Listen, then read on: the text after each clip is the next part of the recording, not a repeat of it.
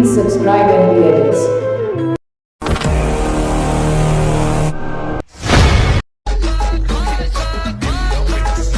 ನಂದ ಕಸ್ತೂರಿ ಐತಿ ಕನ್ನಡ ನನ್ ಭಾಷೆ ಒಮ್ಮೆ ನೀ ಮಾತಾಡ ಏ ಕಾವೇರಿ ಕಾವೇರಿ ನನ್ನೂರ ಹಾವೇರಿ ಇದ್ದಂಗ ನಾ ಹೋರಿ ತಿನ್ಸ್ತೇನೆ ಕೊಬ್ಬರಿ ಏ ಚಿನ್ನ ನನ್ನೋಡ ಬಾಯ್ ತುಂಬ ಮಾತಾಡ ಕಣ್ಣಾಗ ಕೊಲ್ಬ್ಯಾಡ ನನ್ನ ಕಾಡ ಬ್ಯಾಡ.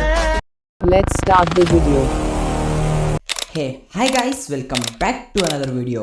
ಪ್ರೀವಿನಲ್ಲಿ ಏನು ವಿಡಿಯೋನ ನೋಡ್ಕೊಂಡು ಬಂದ್ರಿ ಅಲ್ವಾ, ಆ ಥರದ ವಿಡಿಯೋನ ಸಿಂಪಲಾಗಿ ಕ್ರಿಯೇಟ್ ಮಾಡ್ಕೊಳ್ಳೋದು ಯಾವ ಥರ ಅಂತ ಹೇಳ್ಕೊಡ್ತೀನಿ ಗೈಸ್. ಇದು ಉತ್ತರ ಕರ್ನಾಟಕದ ಮಂದಿಗಂತೂ ತುಂಬಾ ಇಷ್ಟ ಆಗುತ್ತೆ. ಏನಕ್ಕಂತಂದರೆ ಅವ್ರ ಸ್ಪೆಷಲನ್ನೇ ನಾವು ಟ್ರೈ ಮಾಡ್ತಾ ಇರೋದು.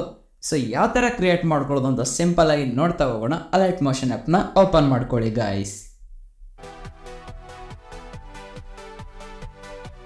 ಸೊ ತದನಂತರ ನೀವೇನು ಮಾಡಿ ಅಂತಂದರೆ ಇಲ್ಲಿ ಪ್ರಾಜೆಕ್ಟ್ಸ್ ಮೇಲೆ ಕ್ಲಿಕ್ ಮಾಡ್ಕೊಳ್ಳಿ. ನಿಮಗೂ ಕೂಡ ಡಿಸ್ಕ್ರಿಪ್ಷನಲ್ಲಿ ಲಿಂಕ್ನ ನೀಡಿದ್ದೀನಿ. ಬೀಟ್ ಮಾರ್ಕ್ ಮತ್ತು ಟೆಸ್ಟ್ ಎಫೆಕ್ಟ್ಸ್ ಅಂತ ಎರಡು ಲಿಂಕ್ನ ನೀಡಿದ್ದೀನಿ. ಸೊ ಸಿಂಪಲಾಗಿ ನೀವು ಎಕ್ಸ್ಪೋರ್ಟ್ ಮಾಡಿಕೊಂಡ್ರೆ ನಿಮಗೂ ಕೂಡ ಇದೇ ಥರ ಕಾಣಿಸ್ತಾ ಇರುತ್ತೆ. ಮೊದಲಿಗೆ ನೀವು ಟೆಕ್ಸ್ಟ್ ಎಫೆಕ್ಟ್ಸ್ನ ಓಪನ್ ಮಾಡ್ಕೊಳ್ಳಿ.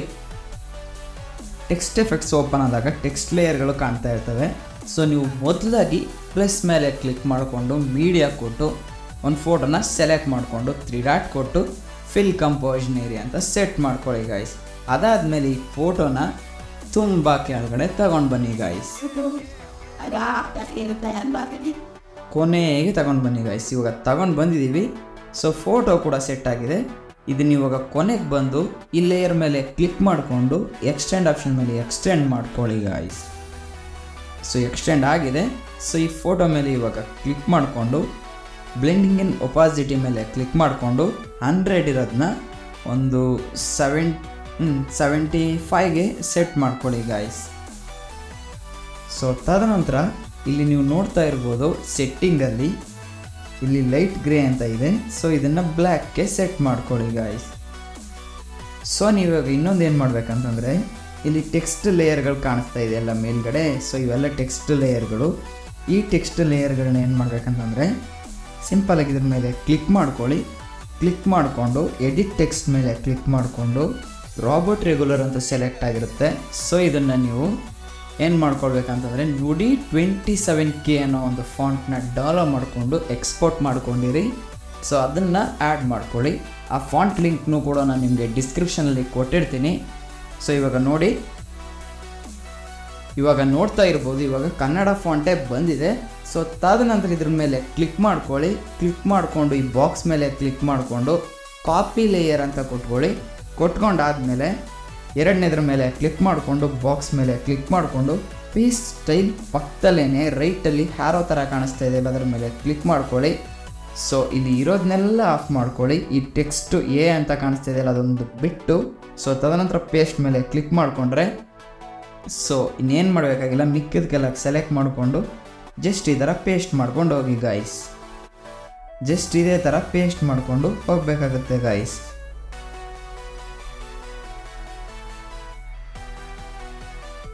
ಸೊ ನೀವು ಇಲ್ಲಿ ಗಮನಿಸ್ತಾ ಇರ್ಬೋದು ನಾನು ಯಾವ ಥರ ಸಿಂಪಲ್ಲಾಗಿ ಪೇಸ್ಟ್ ಮಾಡ್ಕೊಂಡು ಹೋಗಿದ್ದೀನೋ.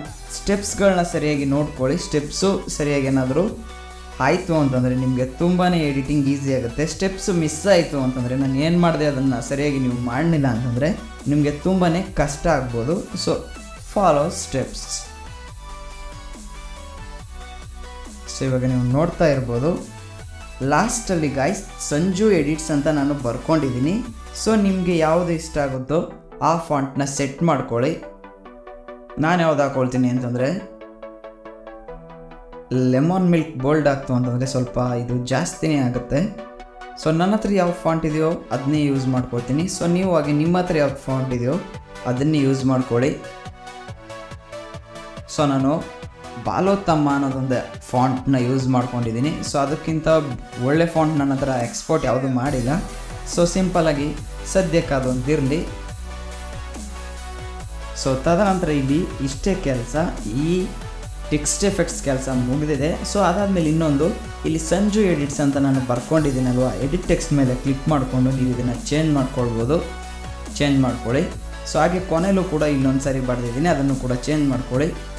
ಚೇಂಜ್ ಆದಮೇಲೆ ಇನ್ನೇನಿಲ್ಲ, ಬಾಕ್ಸ್ ಮೇಲೆ ಕ್ಲಿಕ್ ಮಾಡ್ಕೊಂಡು ಸೆಲೆಕ್ಟ್ ಆಲ್ ಲೇಯರ್ಸ್ ಕೊಟ್ಟು ಪುನಃ ಬಾಕ್ಸ್ ಮೇಲೆ ಕ್ಲಿಕ್ ಮಾಡಿಕೊಂಡು ಕಾಪಿ 21 ಲೇಯರ್ ಅಂತ ಕೊಡಿ. ಸೊ ಕೊಟ್ಟಾದಮೇಲೆ ಹಿಂದ್ಗಡೆ ಬನ್ನಿ. ಇವಾಗ ಬೀಟ್ ಮಾರ್ಕ್ನ ಓಪನ್ ಮಾಡ್ಕೊಳ್ಳಿ.